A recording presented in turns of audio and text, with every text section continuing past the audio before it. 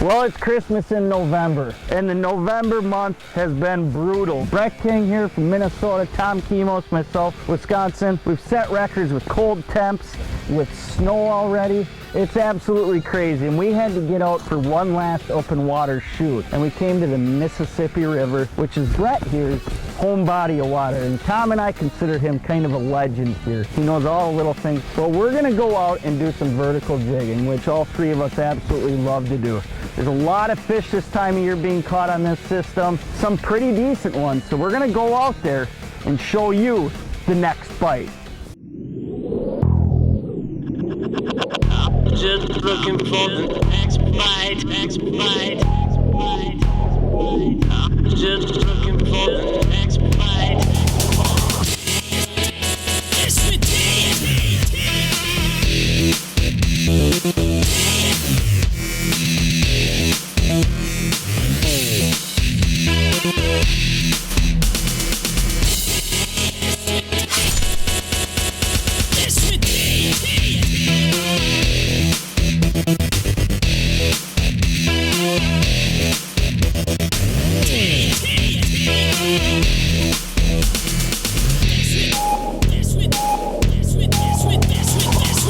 We'll continue to show you the next bite.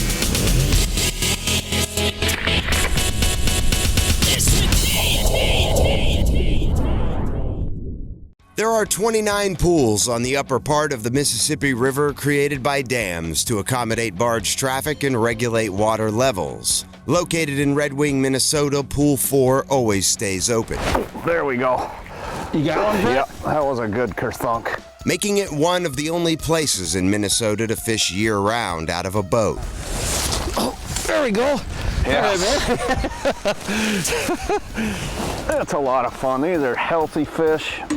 They're fattening up for winter. You know, I would so much rather do this than ice fishing, to me. I mean, it's a sickness I've always had. Snowstorms further east in Wisconsin have delayed fellow professional angler Tom Kemos' arrival, but that doesn't stop Chase and Brett from taking advantage of a break in weather on their end.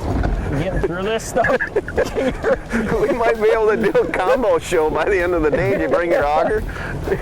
By getting out onto the river to do some exploring of where walleyes and saugers traditionally hold this late in the year. Yeah, that's a little better one. You think I should get the net for you? They keep me warm moving around too.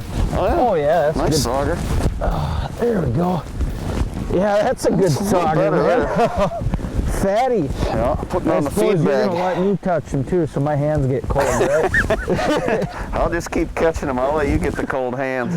That's Strike King Jigging. I'll tell you what, these things are fun to catch. Look at the color in there. Yeah, They're beautiful fish. Just healthy. Look at how healthy that sauger is. That thing's just plumb full of these big shad that are up here. So we're fishing today just downstream from the main dam here on Pool 4. It seems like these fish push out of the lake, they make a major run right up to the dam, and they'll sit up there for a week or so while they eat the shad that's coming through the dam. They kind of deplete that food source, and then they start slowly sliding back downstream, and we can catch them around other wintering holes like we're doing today. We've got a 40-foot hole that's full of bait, and the fish, we're fishing the edges of it because they'll come up out of that hole and work the edges of the hole eating that shad. So we just sit here and vertical jig a real slow presentation, and we're able to pick those fish off as we come along the side of that hole. This time of year, saugers and walleyes are very lethargic, which dictates Chase and Brett's cadence with their jigging presentation. But it isn't just about catching saugers, it's also about conservation, which means not targeting any wintering holes deeper than 25 feet, as exceeding this temporary maximum depth could kill them under the current extreme temperature differences.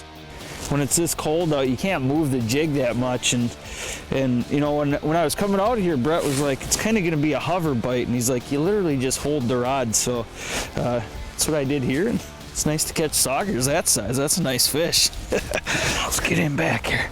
Oh yeah, he's ready. Oh, there's one. There's one, Brett. Oh, a little better? Yeah, I think this one's pretty decent. Need the net on that one? Yeah, why don't you get it? It feels pretty decent. Oh, here he comes. Oh yeah, that's a good sauger. There we go. Nice sauger. Yeah, it is. I suppose you're gonna let me get my hands wet you know, now. I'm gonna just stand back on this one, man. The one that just cracked her. They are tough fish, though. They are. They're just, I mean, whoof, when they hit it. Look at the belly. Yeah. Nice and short and fat. Well, and the cool thing is I mean, we fish all over the country in so many places. You go to these places and the saugers are 13, 14 inches. Skinny as a hot dog. Skinny, you know, big one's 15. These are nice, healthy fish. So Pool 4's always kind of been known for that. yeah, You know? So it's World-class sauger fishery. That's actually been down for the last couple of years. You know, the size has been down. This year we're starting to see a little bit of a rebound. Still not seeing those repetitive 20 to 22s like we had 5-6 years ago, but they're coming. No, that's okay. I'm about to catch one of those anyway. All right. Get that thing back, man. The next bite is brought to you by Mercury, #1 on the water.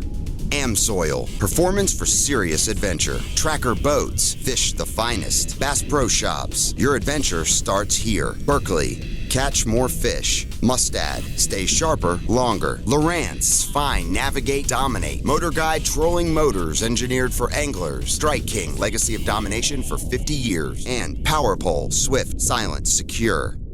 Traditionally, Red Wing, Minnesota's Pool 4 area on the Mississippi River is known for having some of the biggest saugers that you can catch. And the fishery is currently on an upswing of a rebound in their sauger population size class for the last couple of years, further adding to the excitement of its allure as a year-round open water fishing destination, even when surface temperatures are well below freezing. Oh, yeah. Nice. That is a good one, man. It doesn't get much better than that. I mean, sure, it's not overly long, but look at how healthy this fish is. Oh, man. He doesn't want to let go of that ribworm either, does he? There we go. He's definitely getting ready for winter there. Yeah. Nice. That is a nice fish. Oh, look at that. What do you think of that hovering bite? You know, it's pretty cool. It's so cold out that it's ice fishing weather, and it really is like ice fishing. It is. I mean, You move it too much, they that's don't want what to bite you it. In vertical jigging situations, something that's very important to pay attention to is the style of line that you use. And I always like to use something that's no stretch, a fire line.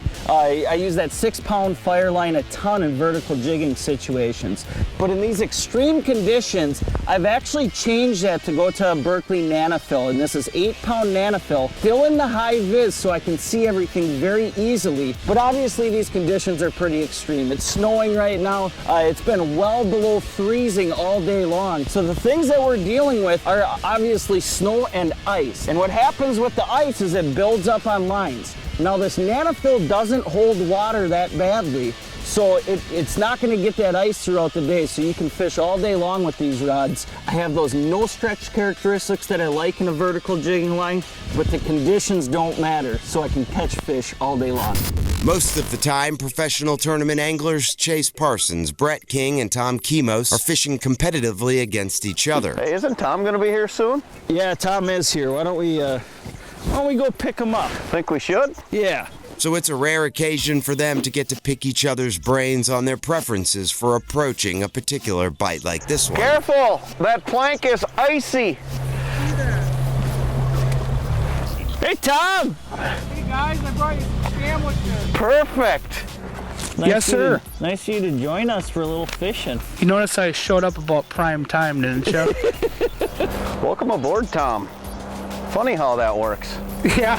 While an arrival near magic hour never hurts, it doesn't take Tom any time at all to get a feel for the simple, near-deathly still cadence that Brett and Chase are using for their vertical jigging presentation.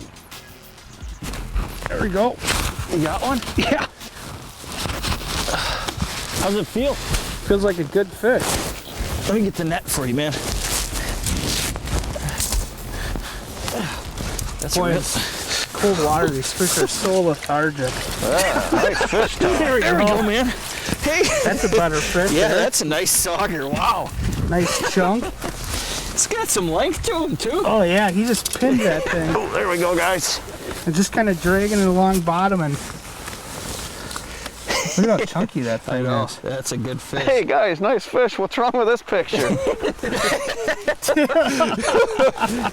Hey, get used to it, King, all season long. Yeah. You know? Look at that thing. What a nice fish.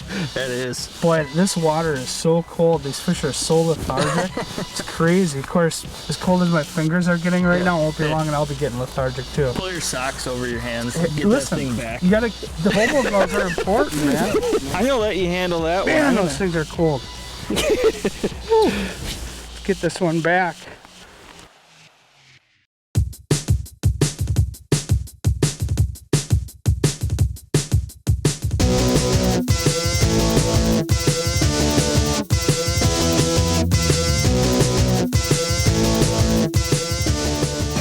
The Real Deal, real fishing information from real fishing experts, presented by AmSoil.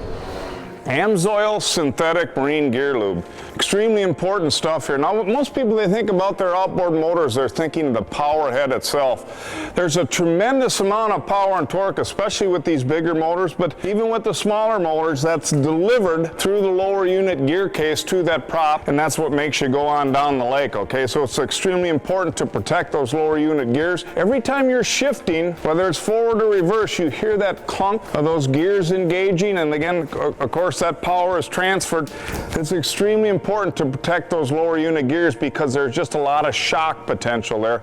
And then the other thing to be concerned about is the actual seal and water getting in the lower unit. Obviously, water and metal do not mix. And it's probably most likely going to be fishing line. It doesn't even necessarily have to be your fault. There could be line in the water, but fishing line is the most common thing that may get wrapped around that prop, break that seal, and you could get water in that lower unit and possibly damage those gears.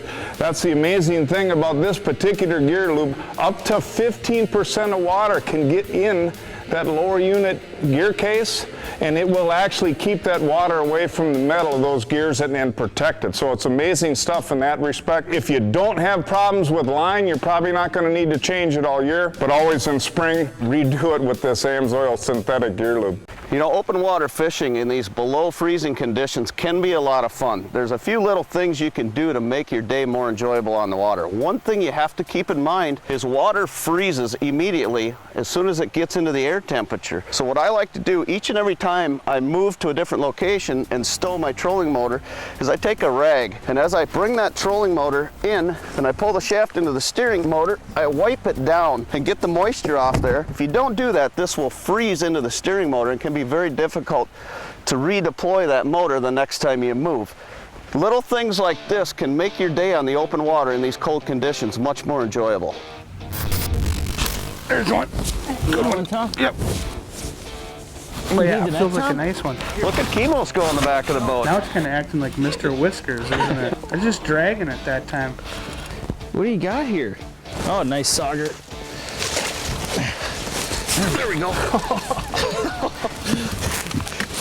They're so fat. These are the coolest looking fish, too. They are, aren't they? I wonder if a guy could have a pair of cowboy boots made out of one of those. Well, maybe.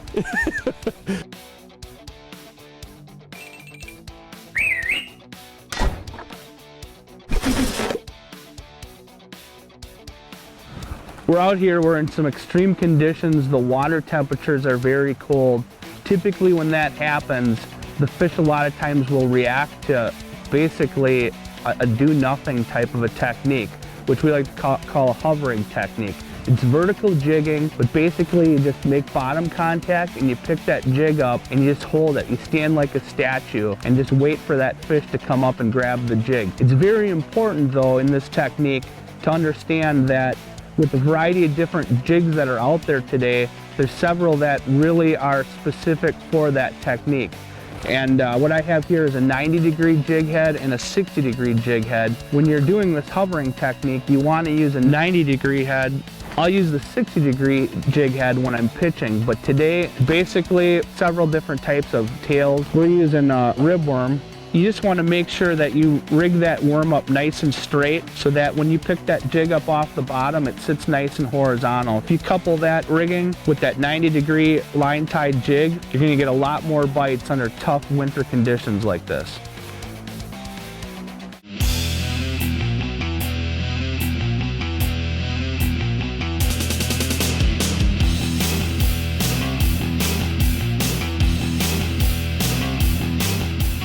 hot topics, leading information, and tackle and techniques to make you a better angler. Presented by Mercury.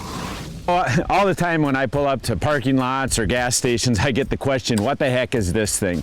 This is actually a shallow water anchor. So the idea behind it is if you're in shallow water and say you want to do some pitching or some casting or whatever, you can actually lower this down, it scissors out, and it'll stick down into the bottom. So this would keep going down and actually stick in the bottom. So that's one way to use this thing. Now, as a walleye fisherman, what I'm more often going to use it for is as a drift paddle. So what I'm going to do is put this paddle on here quick, and then we're going to go out on the water, and I'm going to show you a couple different situations where I actually use this drift paddle to give me better boat control. First scenario I want to talk about is trolling, and what the drift paddle is mainly going to give you here is some speed control.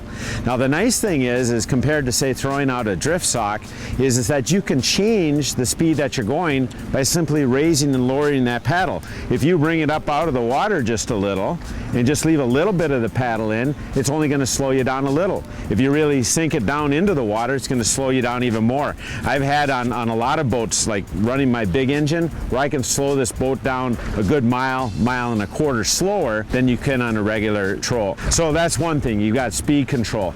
The other thing that drift paddle is going to give you is it's going to reduce the amount of surge that the boat has as you're trolling along. And I find this is really important, especially with spinner fishing. A lot of times, especially in dirty water, if that spinner is surging, that walleye has a hard time tracking it. If you give it a lot nicer, steadier pull, then that walleye can track it, you're going to get more bites and more fish in the boat. The last thing about this is, if you do happen to get a fish on, the beauty of this is, if you're reeling in a fish, you can simply put this thing up, get it out of the way, fight the fish in, then set it back in and start fishing again. So let's go over and look at a second scenario where this can really help with boat control. And that's drifting along a break, whether that's a shoreline break or reef or whatever. First thing I'm going to do here is put my power pole down. And you'll notice that I had the paddle more in a parallel position to the boat. So what it's doing is, as I'm drifting along here, it's slowing down the back of the boat, and then I'm simply using my trolling motor up here to control the front of the boat. Now, the real beauty of this over, say, a drift sock is that when you've got to move in and out on that break, say you're trying to hold a particular depth and you've got to slide a little in, you just simply point your trolling motor backwards. With this, you slide in, that drift paddle cuts through the water. You don't have to drag it around like a bag. So it cuts through, slides back, you get back in the right depth again, and you're all set up to be drifting down again. If you got to pull out, same thing. You just pull forward, it cuts through the water real nice. So this gives you great control, not only with speed, but to quickly stay on your depth as you're drifting down those breaks, and really gives you nice boat control doing this. So this power pole was made to be a shallow water anchor. Works for that. But as a walleye fisherman, for trolling and for drifting, that's where I get the big advantage. While most other anglers are ice fishing this time of the year, Chase Parsons, Brett King, and Tom Kemos are braving the same below freezing temperatures in search of saugers and walleyes, but from a boat rather than an ice shelter. However, there are certain aspects of vertical jigging this late in the season that can be dangerous if taken for granted. When you're open water fishing in extreme conditions like this, there's a few precautions at the ramp that you really want to pay attention to make it easier on yourself, protect your equipment, and also help others. Obviously there's going to be ice on these ramps, but what you want to do with the trailer, number one, is when you're putting the boat in. A lot of times in the summer, what I'll do with my boats like this is I'll unhook it right away. You definitely don't want to do that, because even with these bunk trailers, they'll get iced up and you're at risk of sliding your boat right off the trailer. So keep everything hooked up so you get it back down to the water edge, unhook it, and then you're good to go. But the real key for yourself and everyone else that uses that ramp is to drain your trailer. And you'll see right here, we actually have the boat at the water level. We're just holding it out, and what you want to do is bring those tires to that water level and let that trailer drain all the water that had picked up from being in the water out on the ramp by the water edge. Not as you're pulling out like you do in the summer, because what you're going to have is a total ice slick all the way up the ramp. So in conditions like this, just a few things to remember to make it easier on yourself and the others that want to go fishing when it's cold. Oh, there we go, guys. You got one? Good one? Yeah, feels pretty decent. Tom, you want to grab the net? Oh yeah, nice. Oh, nice. Yeah, walleye. nice fish. I'll bring it right back to you, Tom. Yeah. Oh, nice. Look at this. Look at that Set it one. right there. Thanks, Tom. It's fish. Why do you Yeah, eat that? It's got some shoulders on it now. Look how dark its belly is. Look how photogenic it is. Fins up, gills flared, mad at the world. All right. It's work, Kinger. You crack it pretty good, Oh King. yeah, popped it hard. There. I'll put her back. There she goes. Good old pool 4. I don't think I can see it, but we'll do it. Hold on. I'm gonna poop my pants. You know, open water, you know. God, I hope I don't look fat on film. You do. Not very long, but good girth to it. Looks like a lot like Brett King. Short and fat. The talent just showed up. The Next Bite would like to thank Brett King, professional walleye tournament angler and Mississippi River walleye guide.